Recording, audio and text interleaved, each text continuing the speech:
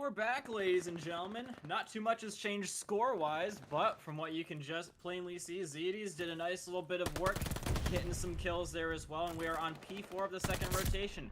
Tied game, close as it gets, and I am still joined by TG. Yeah, we're all still here, back in the game. You love to see it, and it's still as close as ever. It's as if we never left. We're back on this point again, you know?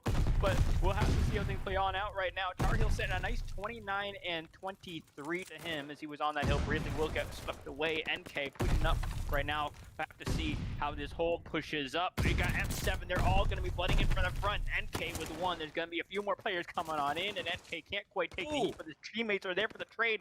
Gobbler gets it done and sitting at 28 and 27. If there's a featured player right now, he is certainly the one to be it. Yeah, just as soon as we get back in the game, awesome stuff is starting to happen once again. This is the most time we've seen anyone really get in a row. M7 is trying to make me eat my words on that and get the same amount of time right on back. But Unknown going in for the challenge. Gobbler is going to be giving these crucial 10 seconds into the hands of Team Veer. Crucial in the fact that there's not really too much separating these guys so far, TG, and there's not a lot left going on in the game. Streak going to be coming in, knocking the rotated player off, and it's fair game on this final P1. Yeah, it's going to be number 6. A nice little gunfight there, but number 4 through the mid. Does he get turned on? The answer is going to be no. Number 4 is still going to stay on up. Gobbler getting work done. There's going to be a few more players around that church. He's going to be just chilling there, trying to shoulder in a little bit. He finds one. There's going to be another one coming on in behind him. He doesn't really quite know, but regardless, he's bought his team a lot of time. I mean, M7, they're devoted resources into killing that player in church, but Team Veer is going to be soaking up the time. It's not until just about now that Dylan Kaz is able to hop on that hill. Gobbler going to be taken off the map right now as Millennium 7, they're going to be pushing on in. They have to hold on out for a decent amount of time, but at this point, as the time fades away, we will be forced to see at least a P2 as things get very, very close. Yeah, things haven't really been anything less than close for this entire game, TG, and it's properly fitting that we end that way. Millennium 7, they do get a decent amount of time off this objective, enough to put them in the danger zone off of this next objective. This isn't a hill that you typically get a whole lot of time off of, but there are definitely conditions that you can set up to get a lot of it in your favor. M7's trying to do that right now. Tar Heel, you saw him clear out the main little area coming up from P5.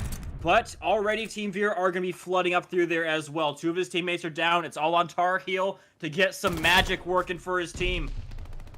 Yeah, he's able to find one. There's going to be Gobbler on that point, gets some tags up, and Tar Heel trying to finesse his way around, and, well, can't quite get it done. The question is, teammate, are you there for the trade? Unknown, finding one. There's going to be a few more players around. He's able to get another.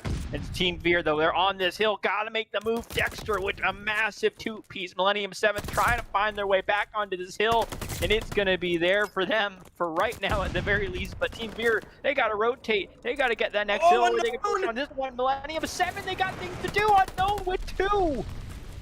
That is huge from Unknown, but also huge from Gobbler because, not just because it's going to be allowing M7 to not get that last little bit of time, but also because 2 of the players that would be rotating are no longer in the equation. Team Veer, they've got the rotation for free, except for the fact that Unknown did get a streak and he knocks him off of it. Millennium 7 have valuable seconds to push back in here, but Dylan Kaz can't win the fight, and it will be Team Veer at the end of the day, breaking the deadlock, taking the first map.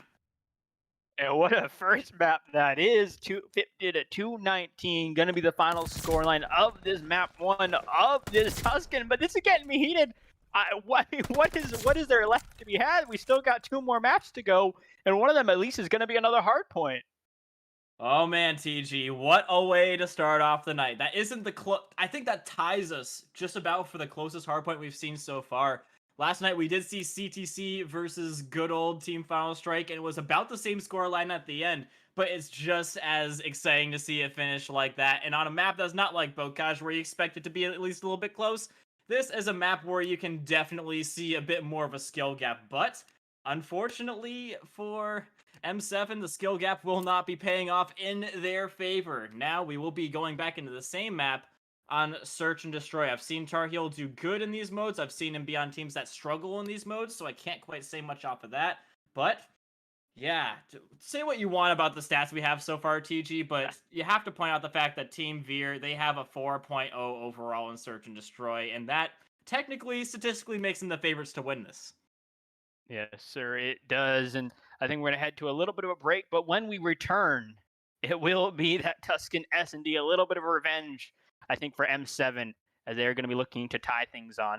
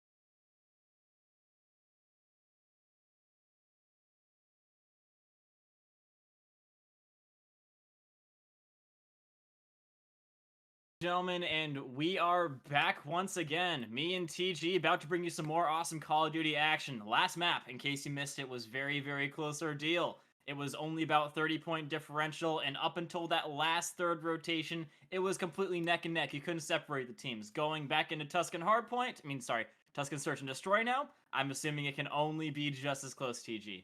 I mean, I wish we were going back to a Tuscan Harp. I'm not Right, gonna right. lie about that. But yes, we will be going into an S&D, and M7 looking to tie up this series, but they kept it close. I mean, the last hard point, like there were streaks. There were both individually, like with the gunny, but also just with the actual streaks themselves. S&D now we come to to where both teams are going to have to go head to head. I think so. It's going to be interesting to see who gets these first eye lines, who gets these first shots off, and how teams start to adjust. I mean, certainly for the side of M7, if I'm them, I'm thinking I have to shut down Gobla, like just plain and simple, shut him down, and then maybe we can tie up the playing field. Yeah, dude, they gotta go makeup shopping, gotta go and get that eyeliner rolling for themselves. But yeah, obviously that is one part of the game, but also it's depending on how you set up. And on Tuscan, you can definitely move your opponent around in sort of like an American football style thing where it's like you try and get your opponents to do one thing by showing this way, and you might take, certain chances in rounds in order to make your opponents think a certain way. Like, oh, they're gonna go on for A and they've been having good success, they're just going to keep on going A. And it's hard to break yourself out of the mindset of like trying to plan for what they could do as opposed to what they have been doing. And I know that both these teams can sort of be like that. So, TG, This is definitely a lot of room for big brain plays in the search and destroy. Yes, a battle of the minds, but I mean, you still gotta have the gunny. You know, Right. it's a good mix of both, but definitely the big brain plays. That's what you want to see. I mean, that's a big part of S&D, you know, as opposed to Hardpoint. Hardpoint, you have those moments, but S&D, you know, sometimes you have those times where you have to think, you have to pace yourself, and you know, just like be like, okay, I'm gonna push this in 1, 2, 3, go. You know, like it's these big moments where the anticipation. But we will be getting into this now. Millennium 7 going to be on that first attacking side. The bomb going to be straight up getting planted. NK going to be on here as well as he starts to push up his teammate as well. Dylan, a nice first pick. Goblin finding it instead. Sorry, finding the first pick. And well, just like that, M7 is off the board. A quick plant. And well, they'll make a quick exit from the first round as well. Yeah, great opening kill coming out from Gobla, sniping a guy clean off his block in the middle of the map. And then following it up, I think that Millennium 7 had a little bit of a collapse in communication because we saw the guy, Dexter, on the outside edge of the map. He probably has some intel that either NK was there holding a good head glitch on him that would have given him some good efficacy to kill the guy off the plant, but still his teammate pushed into that area. So I think just a little bit of a communication breakdown, a death that could have definitely been avoided, and I think it was Dylan Kaz if he had just properly communicated where his opponents were. Yeah, I mean, it was kind of basically like, you know, the first pick kind of came off, and all of a sudden M7, all of their attention went to that area. It kind of left themselves exposed a little bit, but they'll be on the defending side. Unknown going to be getting that call that, hey, there's at least one player around this A site right now. NK trying to go for the plant, but Unknown, he doesn't let it happen. He finds one, trying to take Gobble off that heady. Not quite able to do so. The kill, though, it was so very close. Ooh, that's huge! He baits him out! Gobla is down for the count now. Even Stevens, but Tar Heel, he's going to get caught with his hand in the cookie jar. Same thing happens to Dylan, though, as Unknown takes him down for the count. So, 50 seconds remaining. Definitely going to come down to a gunfight, but Unknown, it is going to be in his favor. He is going to slide the corner and take him down because he knows his opponent has to come to him with that bomb down. This was his round to have 3 in it. I mean, just taking out more than half the team. That's what, 75% of the kills of that round, or at least for the side of M7, going to him, doing some phenomenal work. We saw him do some work in the hard point as well, but it's nice to see him heat up. And well, he's the one really to make that round happen. And for the side of M7, I mean, it's still early. You want to see other people pick it on up, but we'll have to see how these two teams stack up as the adjustments start to come on in, going like, hey, we got to play sort of beware of Unknown, beware of Gobla, you know? Oh yeah, beware of Unknown for sure. In the hard point, he was a source of good amounts of streaks, and he might be getting there again. Just needs 2 more kills, and with how many he's gotten so far, I don't think that's an unlikely thing for us to expect out of him. Tar Heel, he's going to be seeing Gobla up top and gets just ever so slightly away, sees another opponent, and unfortunately for him, too many cooks in the kitchen. He will be getting swiftly taken care of. Yeah, I wasn't a huge fan of that pick, honestly, either. I was like, you can barely see the muzzle, but, like, it was a weird challenge from me. Dylan Kaz trying to go in with the snipe, though. Unfortunately, will not get it done. The stun is out. He's going to be there, and, well, he's going to get picked off. Dexter's left alone in a 1v3 situation, and, well, he can't take the heat.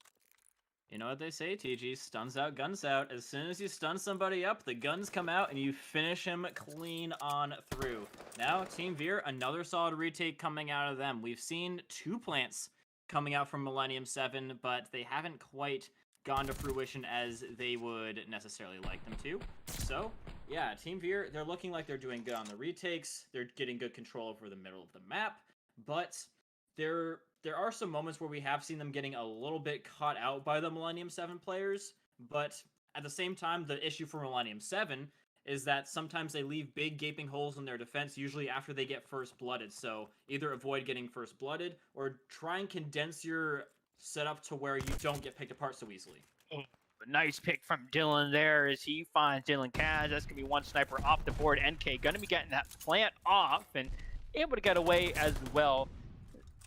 ZD's there at the top, able to find Tar Heel, and well, that's a good chunk of Millennium 7 off the map. Dexter's Unknown left in a 2v3 situation. Unknown there with a nice pick there on NK. And it now becomes a 2v2, this Church player. Will he fall victim to Unknown? The answer is going to be yes. And now Dylan left alone in a 1v2 situation. Millennium 7 turning the tide of this map. Oh, he sees it, but he's gonna get forced off of it. Millennium 7, they gotta hold this down. He knows his opponent is weak, but his grenade gets stuck in the wall. And he will kill the both of them, though. Completely makes up for it. Unfortunate in the extreme for Millennium 7, but Team Veer will be seeing this one through again. Yeah, the nade was definitely planned to, you know, just take away the cover. That's what it was, to give him an opening. You know, it was definitely planned there to line them up after that. You know, the big brain plays. That's what that was. Yeah, dude, we just couldn't see it at the time. We thought it was for one purpose, but clearly we are a little bit too stupid to see what he was truly planning with that grenade. It's just to get all the unnecessary boards out of his way so we can accurately shoot both of them at the same time. Now, Millennium 7 going for a full-on headout at mid. It's a part of the map where they've been struggling, but they get clean on through. What do you do in this position, though? You've sort of isolated yourself from your teammates, and now all alone is going to be unknown. Yeah, unknown. Kind of sort of left alone a little bit, and now, I mean, 100% left alone. He's now in a 1v3. There's going to be one around that church. Unknown, maybe the timing. They're all going to be around him, and, well, unfortunately, can't quite see them, but they can see him. Yeah, I was a little bit skeptical of that one, to be totally honest with you. It's a good thing to get control over church, especially if you can use it to try and catch some of the other players, because a lot of the defensive setups are based around church. You usually have some people up inside them, or you've got some people over in the surrounding corridors that are trying to defend the pathway to B. And so you can usually use the presence inside of the church if you're on the attacking side to get a kill like that, but instead they pushed a little bit too far, in my opinion, extend themselves out of their area of influence too much, and they got a little bit just killed by the superior numbers of Team Veer. Yeah, they really did. Number 5, some presence there, trying to look around. There's going to be Tar Heel putting out